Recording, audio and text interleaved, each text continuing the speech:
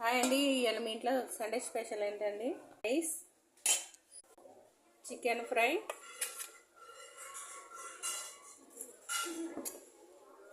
చీకటిగుంది మేఘన, chicken curry, అలాగే హల్వా అండి.